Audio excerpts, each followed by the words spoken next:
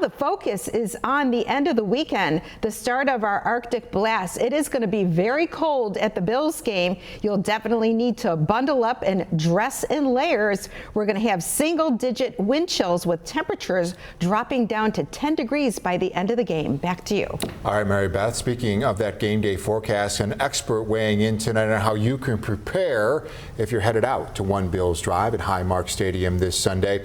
I spoke with a local doctor, an expert, to give us some tips, who says, as Mary Beth touched on, be prepared and bundle up. Whether it's fans in the stands or former Bills quarterback Ryan Fitzpatrick, taking your shirt off at home games seems to be on trend. But this week, this is not the week to take your shirt off at the game. Dr. Michael Galante is the facility medical director at the Mercy Ambulatory Care Center in Orchard Park. And that's why Dr. Galante tells me fans need to take the cold seriously on Sunday. With temperatures expected in the teens and wind chills pushing zero, Dr. Galante says it's important for fans to layer up and cover as much skin as possible.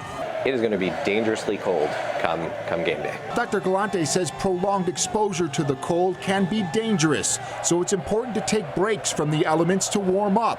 Battery-operated clothing is also an option, which the Bills do permit inside Highmark Stadium. So something that's close to the skin, topped by several other layers, gloves, hats. If you bring in those hand warmers to put inside your gloves, those will help. Dr. Galante also says when it's cold, avoid getting drunk. And if you experience shivering, redness, or the loss of sensation in your extremities, seek medical attention. It's particularly dangerous for young people and older people, so watching out for those around you. And it's not only Sunday that Western New York should be preparing for. These dangerously cold temperatures are expected to push into next week. We always turn to student safety and staff safety. Michael Cornell is the former superintendent of the Hamburg Central School District and executive director of the Erie Niagara School Superintendents Association.